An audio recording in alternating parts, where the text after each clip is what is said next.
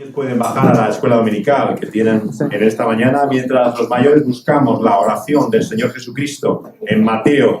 Mientras bajan los niños podéis buscar en el Evangelio según Mateo el texto de la oración modelo que el Señor Jesús dio a sus discípulos en Mateo capítulo 6.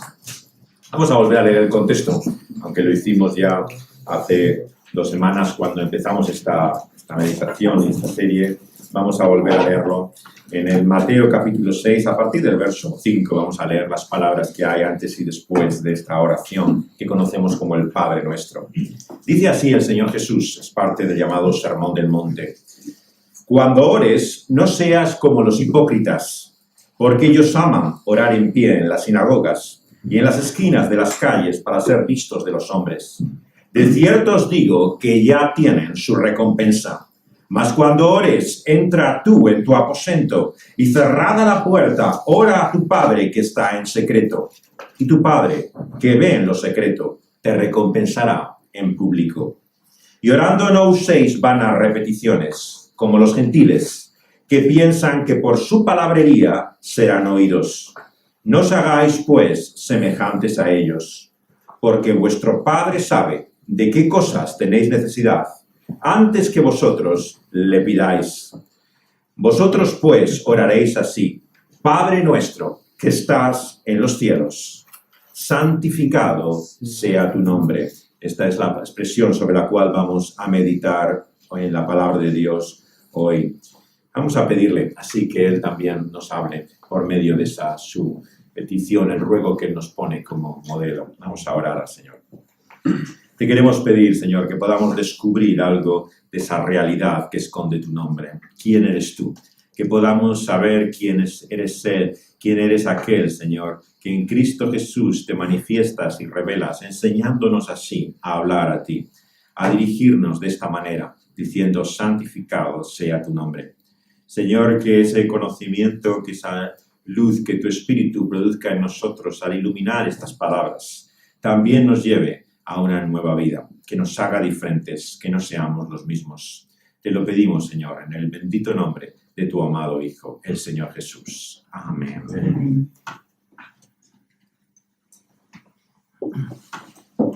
¿Qué es lo que hay en un nombre?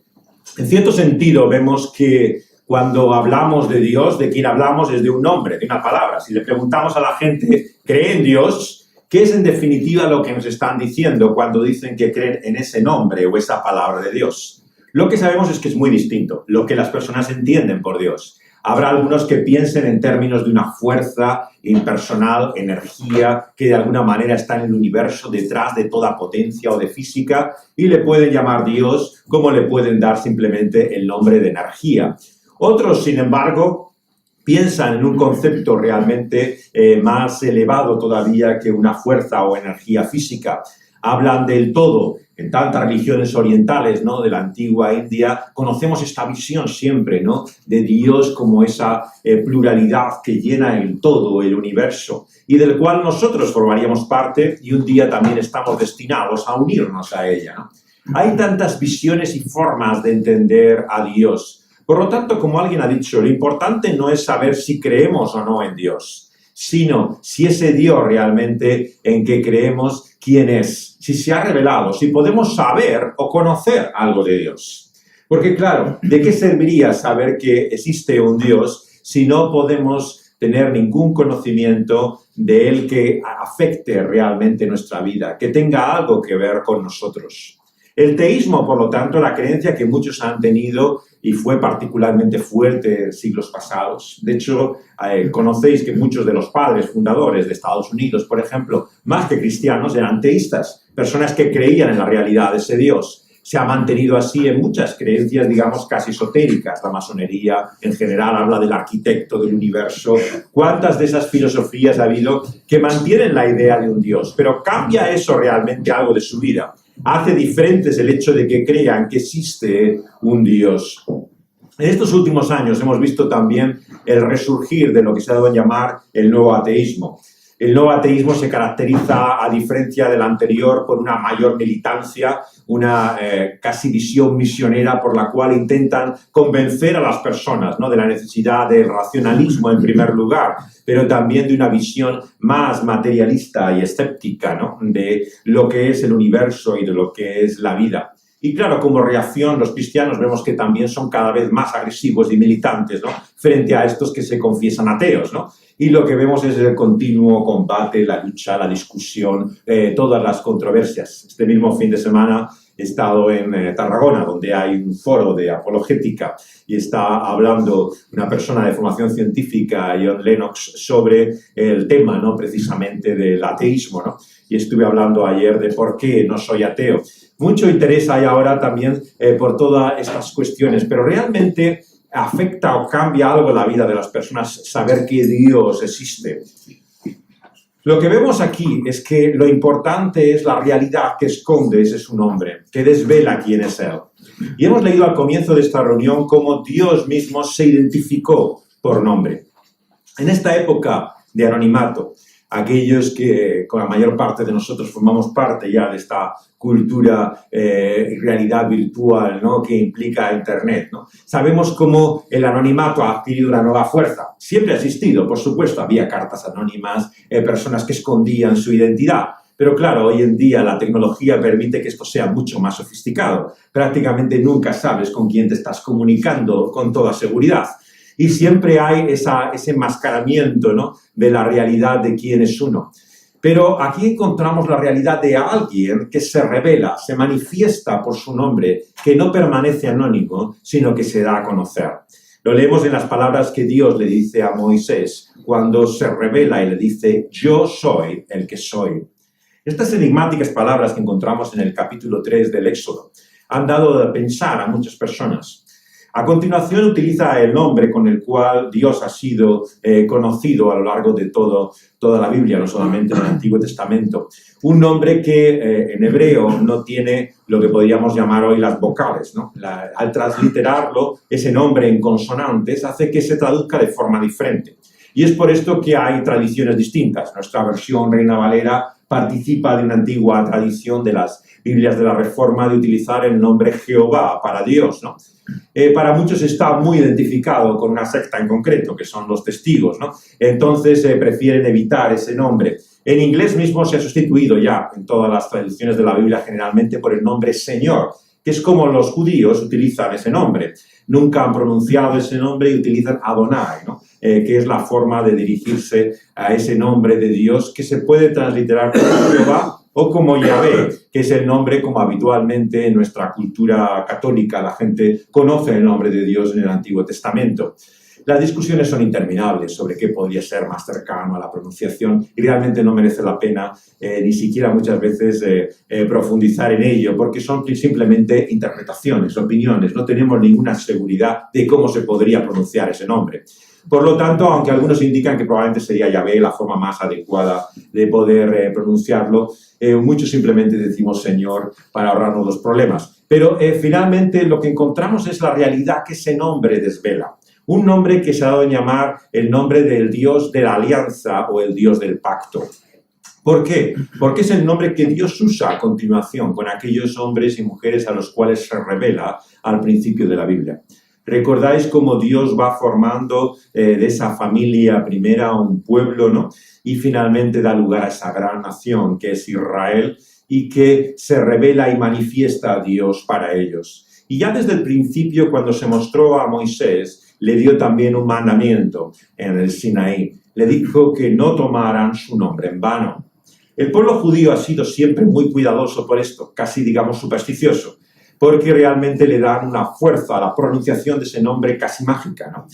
En cierto sentido, es como todavía se utiliza el nombre para muchas personas. Es como si la mera pronunciación desatara alguna fuerza o energía, ¿no? El nombre de Dios, ¿no? Desde luego que incluso aquellos que presumen y se ufanan de no creer en Dios utilizan su nombre. En primer lugar, para maldecirlo. Claro, la blasfemia es el lenguaje más universal y generalizado en que se menciona el nombre de Dios, ¿no? Se utiliza incluso en la pornografía cada vez, realizado con actos sexuales. ¿Cuántas veces se utiliza el nombre de Dios de la forma más ofensiva y blasfema?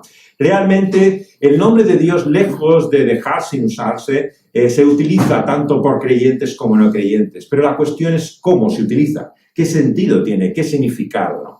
Y la realidad es que para muchas personas tiene muy distinto significado.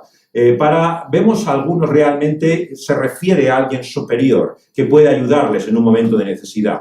Se comenta siempre que incluso aquellos que no son creyentes, cuando tienen un accidente, cuando se ven con un diagnóstico que da el más terrible vaticinio, ¿en qué nombre piensan en primer lugar? En el nombre de Dios. Es lo primero que viene a sus labios, aunque en toda su vida hayan dicho que no existe semejante Dios y significa nada para ellos, pero es el único al cual pueden acudir en la desesperación. Esa pronunciación del nombre de Dios sin conocimiento de Él, ¿realmente para qué sirve? ¿Qué nos muestra realmente de Él?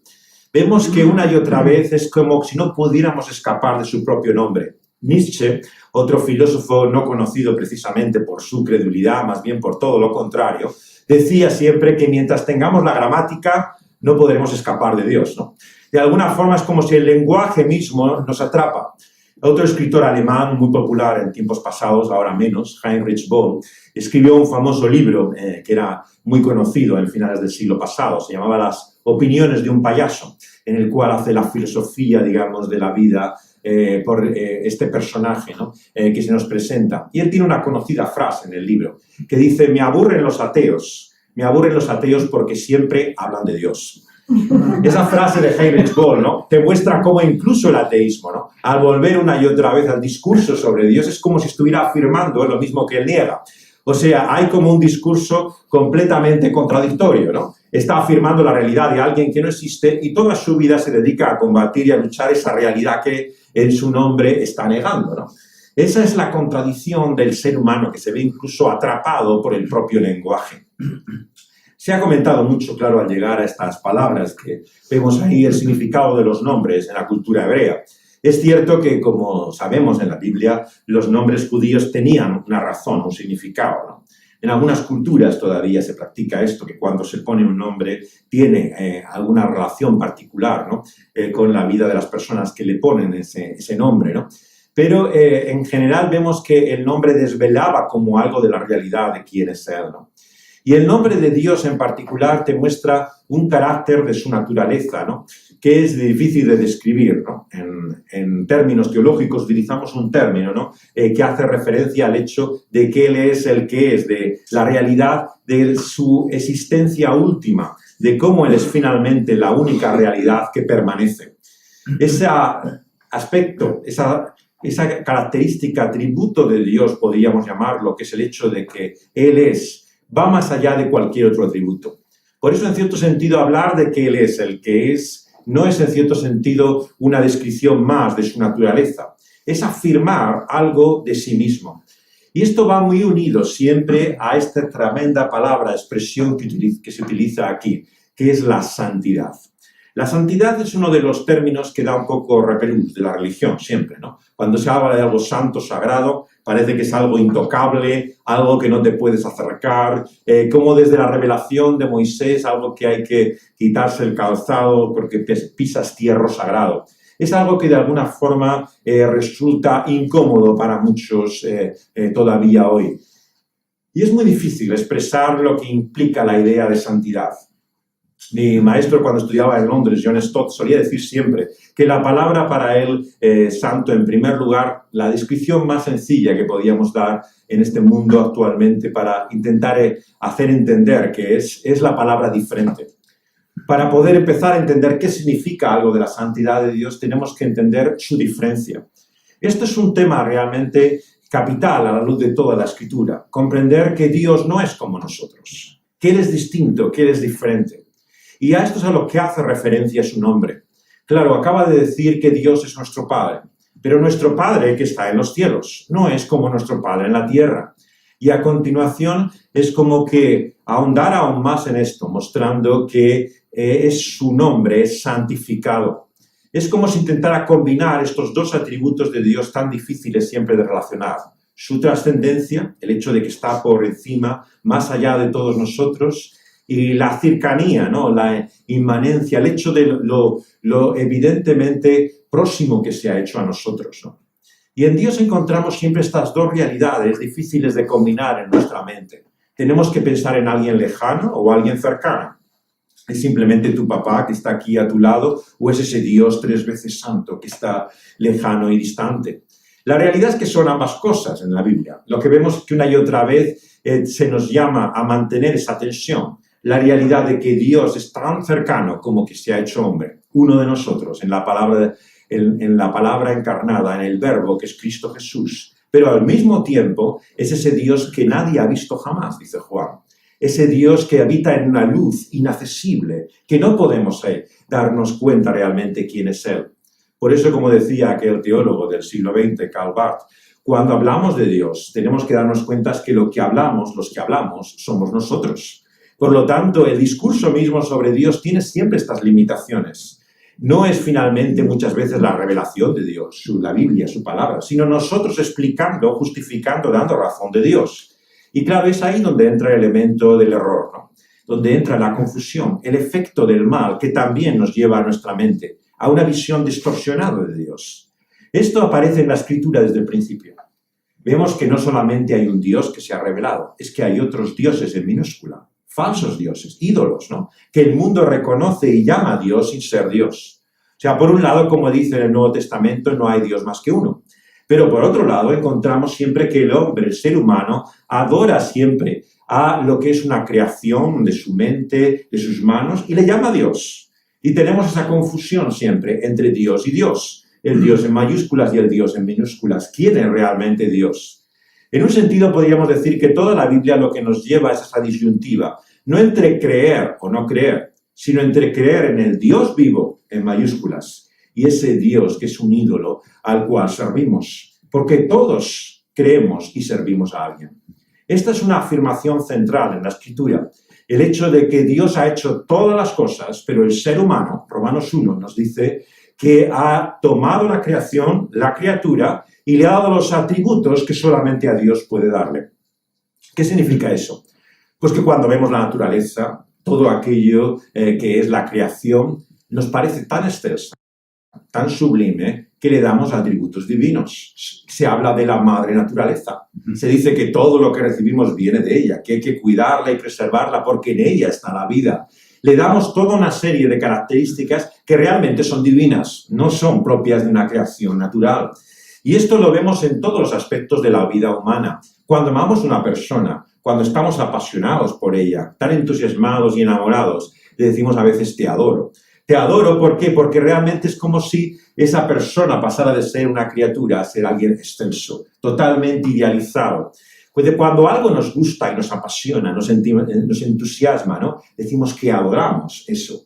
Por lo tanto, la adoración es como si estuviera intrínseca, de tal forma en el ser humano que es inevitable caer en ella. Bob Dylan, el cantante judío norteamericano, lo expresó en una de sus canciones en su época cristiana, a finales de los años 70, cuando él dijo, todos tenemos que servir a alguien, y hace una larga lista, ¿no?, de lo que las personas son en el mundo y lo que pueden hacer, y le añade a cada una de ellas este coro, pero todos tenemos que servir a alguien. Puede ser al diablo, ¿no?, o puede ser a Dios, pero todos tenemos que servir a alguien.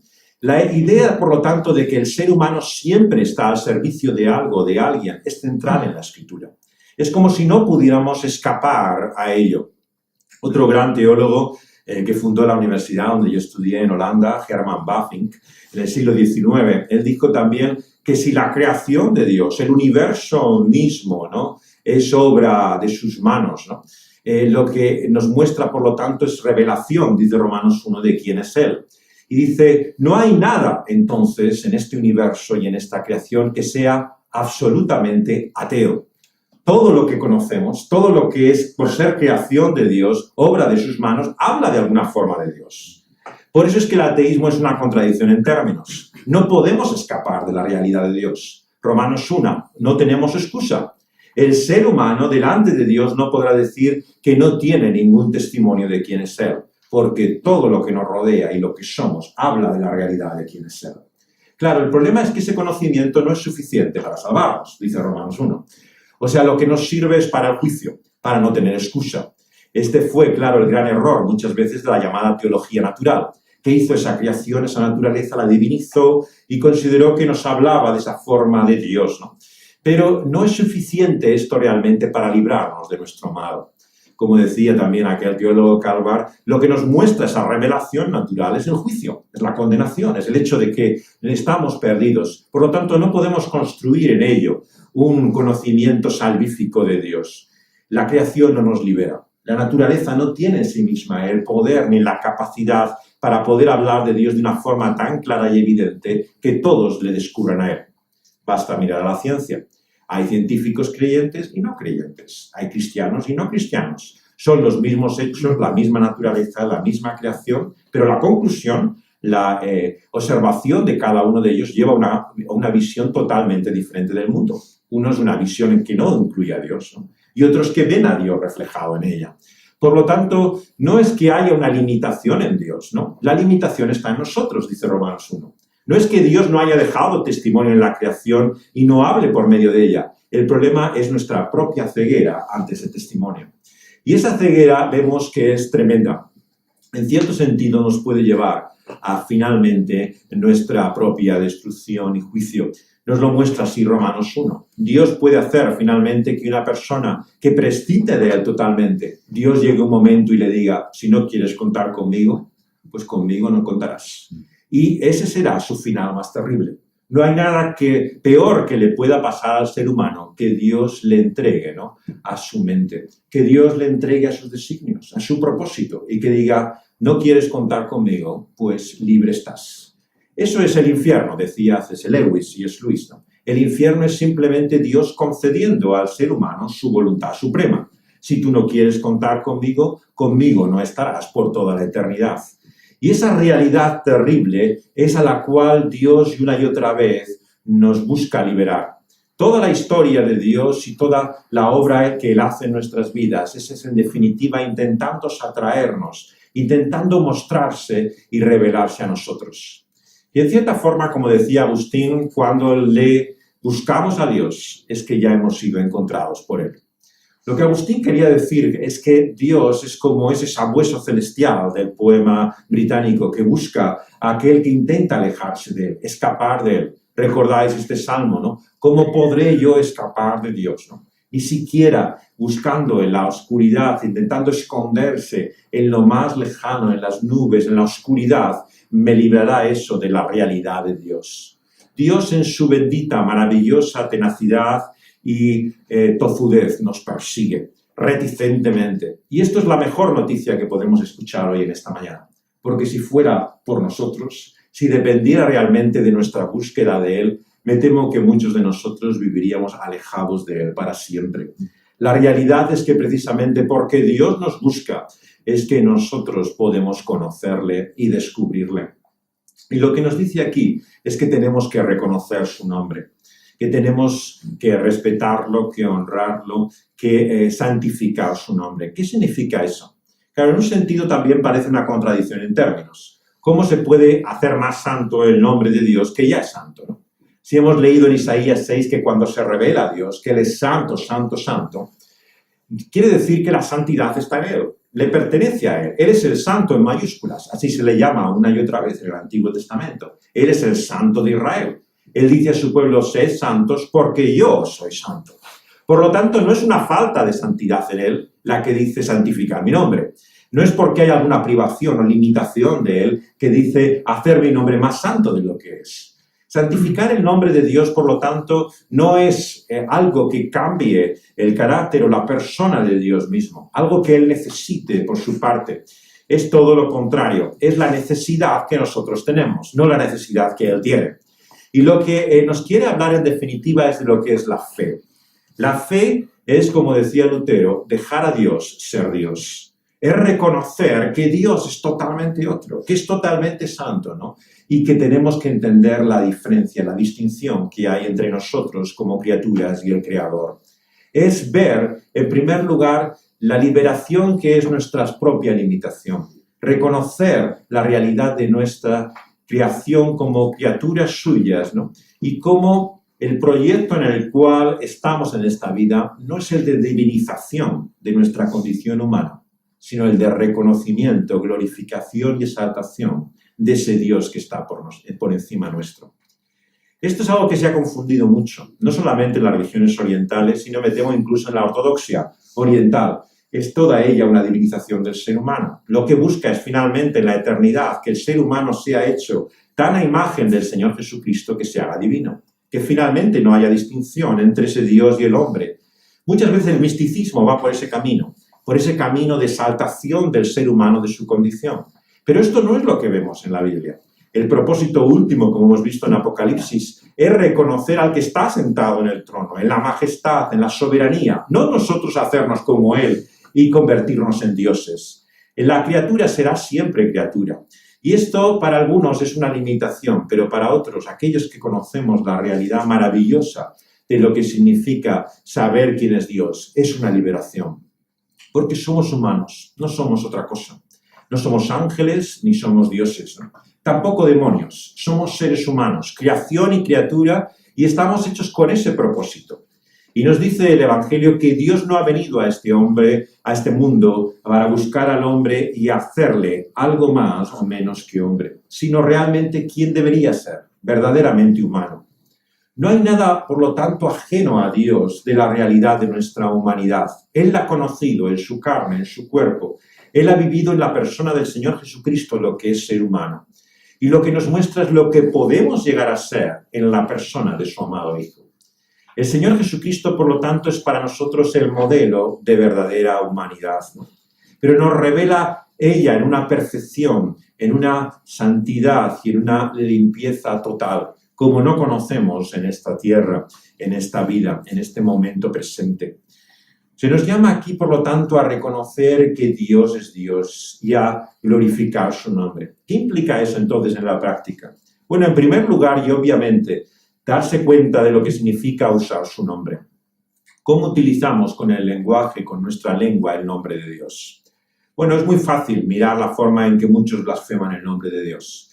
Es evidente que el nombre de Dios es utilizado muchas veces de una forma vergonzosa, ¿no? Sin ningún tipo de justificación. Pero los creyentes, los cristianos, los religiosos tampoco están libres de ese uso en vano del nombre de Dios.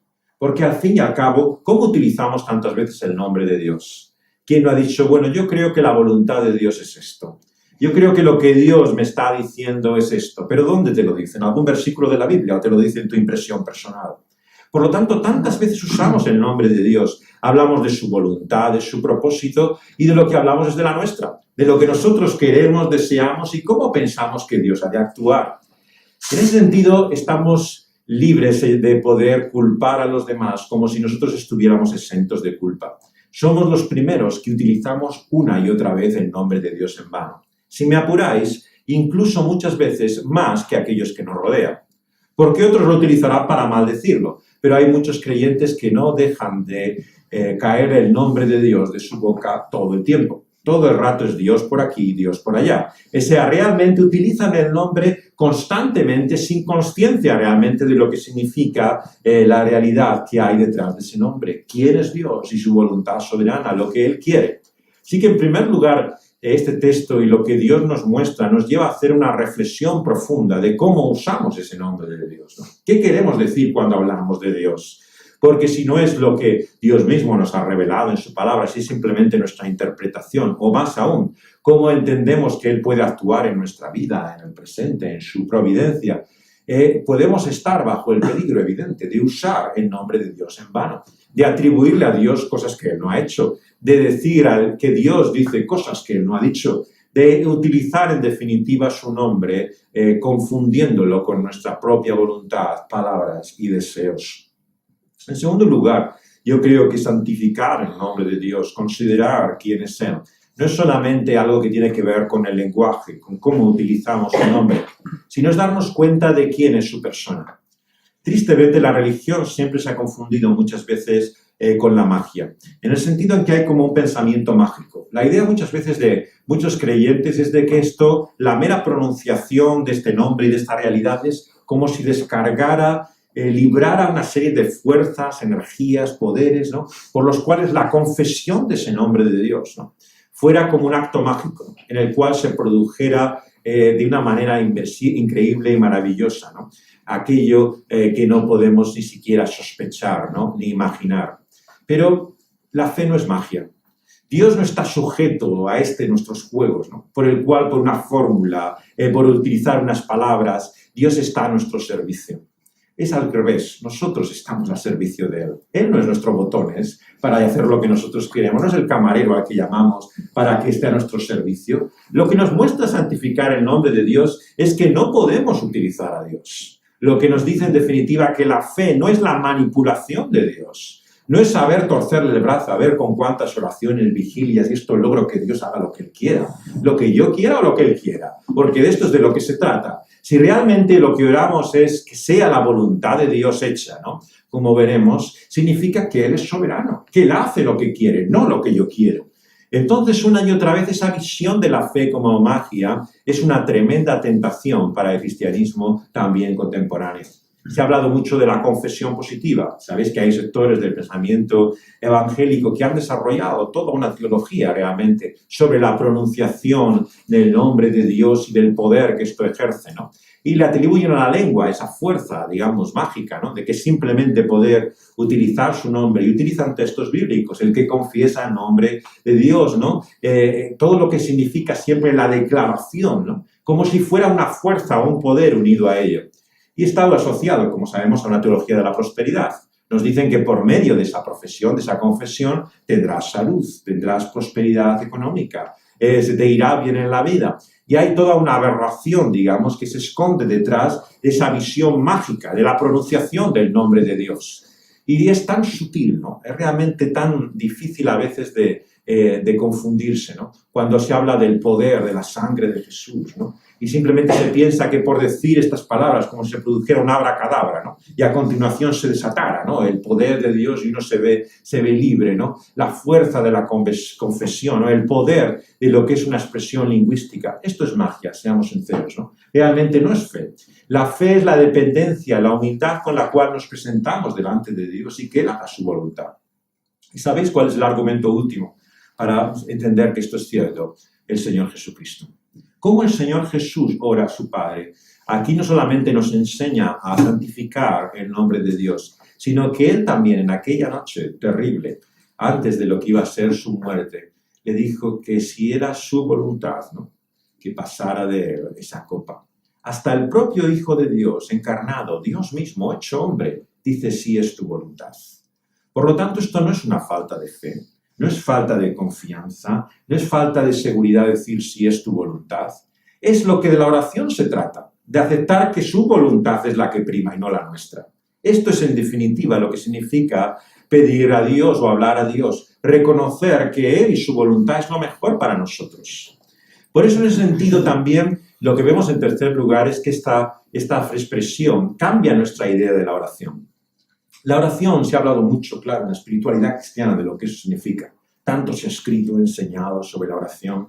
Hay iglesias que hacen gran énfasis en ella, otras menos, ¿no? Iglesias que la han convertido en un ritual en el cual se repite, como en las palabras que hemos leído en el Sermón del Monte, como un bla, bla, bla, las oraciones y los rezos sin ningún significado. Y el Señor le dice, no oréis como estos, ¿no? Que no saben lo que dicen, que repiten constantemente esas expresiones. Qué ironía, ¿verdad? Que luego su oración modelo se convertía en eso mismo. Es probablemente la oración que menos significado y sentido tiene para los religiosos hoy en día. La dicen exactamente sin ningún pensamiento, sin ninguna idea. El Padre Nuestro se repite en cada culto religioso sin significado. Pero Jesús precisamente advierte sobre esto. ¿Qué significa la oración? La oración, como nos dice aquí, no es realmente nuestra abundancia de palabras. El hecho de que Dios quede apabullado finalmente porque tanto oramos que algo tendrá que hacer, ¿no? O sea, esta visión de Dios es sinceramente absurda. O sea, pensar que necesitamos llenar de palabras de tal forma el cielo que finalmente Dios actúe es una visión totalmente extraña a lo que el Señor Jesús nos muestra, que es la oración. Por eso nos dice que no oremos como aquellos, ¿no? Que con sus vanas repeticiones, como gentiles, piensan que por esa palabrería, versículo 7, serán oídos. No hagáis como ellos, dice el versículo 8. ¿Por qué? Porque vuestro Padre que está en los cielos sabe de qué cosas tenéis necesidad, antes incluso de que se lo pidáis. La oración también, por lo tanto, no es una información a Dios. ¿Cuántas veces se ha convertido en esto el tiempo de oración, ¿no? Los grupos de oración, en mostrar a Dios las necesidades que hay, ¿no? Y se hacen listados, se hace todo tipo de cosas que tenemos que ser conscientes que hay que orar por ellas, como si Dios no supiera de estas cosas. O sea, tenemos que informarle nosotros realmente de estas necesidades y estas cosas porque Dios nos sabe. Esta visión es extraña totalmente a lo que Jesús entiende que es la oración. La oración no es dar noticia a Dios de algo, porque Dios no necesita noticia de nada. Dios sabe todas las cosas, Él conoce todo, lo conoce antes incluso de que tú se lo digas. Y por lo tanto Dios no depende de esa información para poder saber lo que hace falta. La oración por su propia naturaleza y carácter implica por lo tanto esa confianza y dependencia de ese Dios que todo lo sabe, pero que también como un padre amante, ¿no?, cuida de nosotros. Es por eso que la oración es de fe o no es oración. O sea, la verdadera oración se muestra en el contexto de una relación con Dios como un Padre del cual dependemos, en el cual confiamos. Por lo tanto, cuando nos dirigimos a Él, cuando nos abrimos a Él y le mostramos la realidad de lo que somos, no es que Él la descubra, sino todo lo contrario. Nosotros nos damos cuenta que ante Él todas nuestras necesidades son conocidas, que Él sabe realmente lo que nos pasa mejor que nosotros mismos. La oración lo que te habla, por lo tanto, es de un conocimiento mayor incluso del que uno puede tener de sí mismo. Tristemente nos conocemos muy poco, ¿no? Pensamos muchas veces que es por los años, la edad, ¿no?, que realmente somos inconscientes, ¿no?, que no nos damos cuenta realmente de quiénes somos. Pero cuando uno se va haciendo mayor, se da cuenta que finalmente se sigue sorprendiendo, sigue haciendo cosas realmente que uno no espera, se sigue sorprendiendo y maravillando de la realidad de quién es Él. En esta vida llegamos a conocer muy poco, no solamente de nosotros mismos, sino también de los demás. Nos parece conocer a las personas, saber quiénes son, cuando llevamos mucho tiempo con ellas. Incluso cuando convivimos con alguien durante mucho tiempo, nos parece que esta persona realmente conocemos. Pero ¿quién no ha vivido esa experiencia, ¿no?, de esos momentos y ocasiones en que dice, esto sí que me ha sorprendido? Yo no me esperaba esto de esta persona, ¿no? Realmente me ha dejado asombrado, ¿no? ¿Por qué hace esto, no? O sea, llega siempre un momento en el cual uno se da cuenta que somos extraños el uno para el otro. Incluso realmente en la relación más íntima y profunda nos encontramos que parecemos dos mundos, dos universos paralelos que finalmente solamente coinciden o a veces se rozan, pero que parece que estuviéramos condenados, ¿no?, a esa soledad última, final, por el cual nunca llegáramos a ser entendidos ni conocidos por nadie.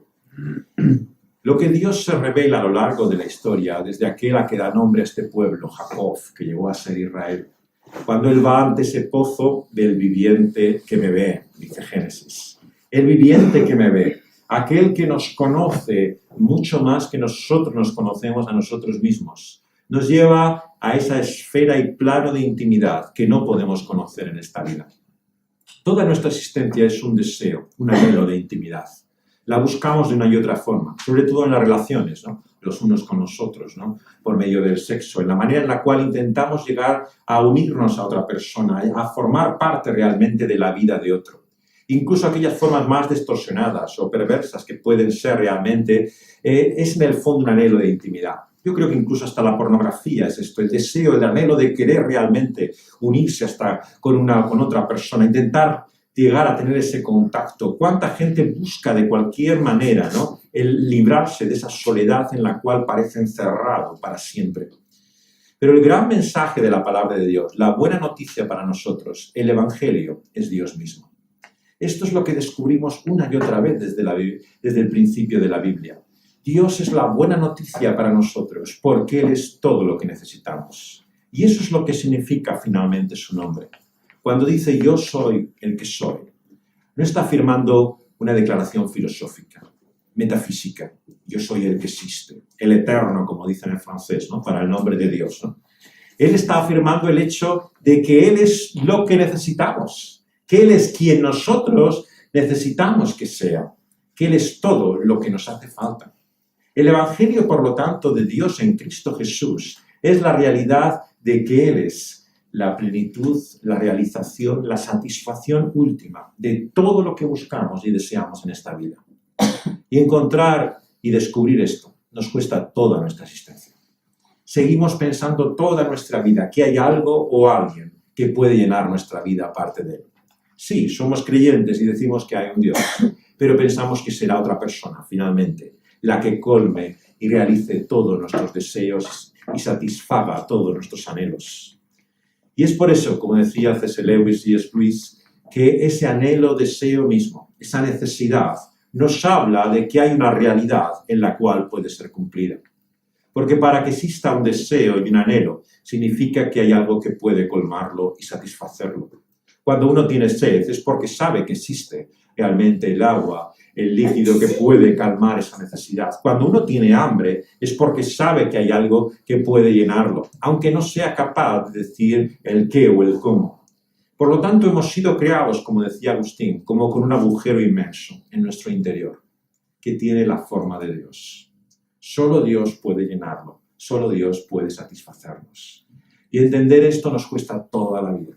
Seguimos intentando llenar ese agujero con otras cosas, con otras personas, con algo o alguien que pueda llenarnos más allá de Dios mismo. Y esto es imposible, porque no hay nada ni nadie que tenga esos atributos y ese carácter, esa naturaleza de Dios ser el que es. Y es por esto que cuando damos a algo o a alguien atributos divinos, estamos condenados a esa frustración. Finalmente ponemos tal peso sobre esa persona que nunca podrá llenarnos y satisfacernos, porque esperamos todo de ella. Esperamos que nos restaure, que nos sane, que nos libre, que nos llene, que nos dé felicidad, ilusión. ¿Y quién sobre la faz de la tierra puede colmar esa necesidad? No hay nadie, por mucho que te ame, por mucho que te quiera, por mucho que esté entregando una persona a ti, tiene esa capacidad de poder llenar y satisfacer toda tu vida. Solo Dios puede hacerlo, tal y como se nos revela en Cristo Jesús. Y por eso es que el Señor mismo nos revela, como vemos en el Evangelio, que Él, dice en Juan 17, ha manifestado el nombre del Señor Jesucristo. Quiero que leamos estas palabras para acabar, para entender lo que significa en la oración de Jesús, santificado sea tu nombre. En Juan 17 encontramos esa oración que se van a llamar sumo sacerdotal. Son las palabras de Jesús, ¿no? Antes de enfrentarse a esa pasión. Y en el versículo 6 dice Jesús al Padre, en esta oración íntima. Hay pocas veces, ¿no?, en el Evangelio que Jesús, como en Juan 17, esté hablando a Dios mismo y tengamos sus palabras, ¿no?, y sepamos lo que Él decía al Padre. Y aquí está en este capítulo, sin duda, encerrado gran parte del ser y del corazón de Dios, ¿no? Y dice Juan 17, versículo 6, he manifestado tu nombre a los hombres del mundo que me diste, dice en el versículo 6. Tuyos eran y me los distes y han guardado tu palabra. Y dice el versículo 26, al final de toda esta oración, y les he dado a conocer tu nombre y lo daré a conocer aún, para que el amor con que me has amado esté en ellos y yo en ellos. ¿Qué es en definitiva lo que Cristo Jesús nos manifiesta y revela de su nombre? La realidad que lo que ha creado este mundo, el propósito de este universo, no es un propósito impersonal, no es una fuerza realmente que haya dado a la vida y la mantenga, es una persona. Y esa persona expresa la realidad de quién es para nosotros, ese Dios personal, en aquello que encerramos en el nombre amor. Lo que nos muestra es que Dios ha creado todo lo que ha hecho con un propósito amoroso. Una declaración en primer lugar de amor a su propio nombre. Todo lo que ha hecho, lo ha hecho por amor a sí mismo. A su Hijo le ofrece esa creación y esa obra de sus manos como una ofrenda de amor. Y es ese propósito de amor en Juan 17 el que hace que todo lo que Cristo Jesús va a hacer es un acto de amor. Él se va a entregar en ofrenda, en sacrificio en aquella cruz por amor también al Padre y no solamente a nosotros. Y el Padre, por amor a Él, va a hacer que todas las cosas sean para Él, que realmente Él reciba este universo. Por lo tanto, estamos en esta vida y en este mundo con un propósito. Y el propósito que hay en este universo es revelarnos el amor que hay en el nombre de Dios, revelado en esta Trinidad de Padre, Hijo y Espíritu Santo. En esta comunión de amor perfecta por toda la eternidad, que lo que los une es ese amor eterno. Y concluye el Jesús esta oración, que Él ha dado conocer su nombre a estos que del mundo le han conocido, para que ese amor con que les has amado, le dice al Padre, esté en ellos. Y yo, Cristo Jesús, esté en ellos. Finalmente, todo lo que Dios quiere hacer en nuestras vidas es mostrarnos su amor. El amor que el Padre ha tenido por nosotros y el que el Hijo nos da.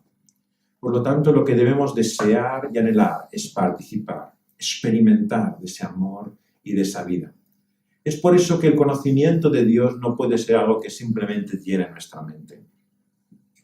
Necesitamos saber quién es Dios, pero necesitamos algo más que conocimiento y que información y sabiduría. Necesitamos sentir ese amor de Dios.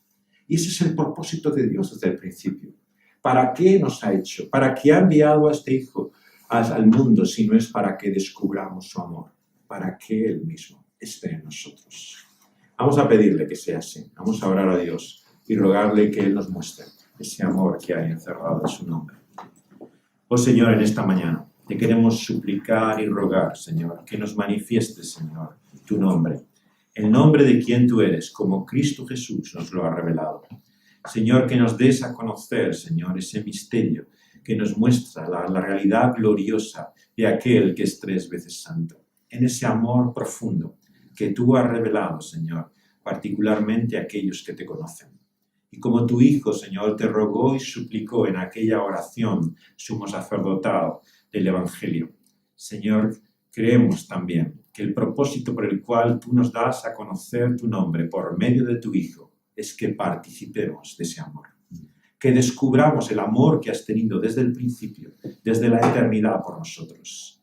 Que nos gocemos, Señor, que participemos y disfrutemos de ese amor eterno que tú nos das en Cristo Jesús. Señor, queremos recibir el amor que viene de ti por tu amado Hijo. Y si alguno de nosotros, Señor, todavía no lo ha sentido, no lo ha experimentado, no lo ha conocido, te rogamos que por la obra de tu Espíritu Santo tú pongas, Señor, la vida que hay en ti por tu Hijo Jesucristo en ella, en esa persona, Señor, que pueda buscar, Señor, la única realidad que puede llenar su vida. Ninguna otra cosa, Señor, ninguna persona podrá satisfacernos, Señor, y hacernos sentir finalmente lo que buscamos y deseamos, sino la realidad de quién tú eres en Cristo Jesús. Será el único amor que nos llene, el único amor que en su abundancia nos haga estar satisfechos. Señor, te lo suplicamos en el nombre de tu amado Hijo. Amén. Amén.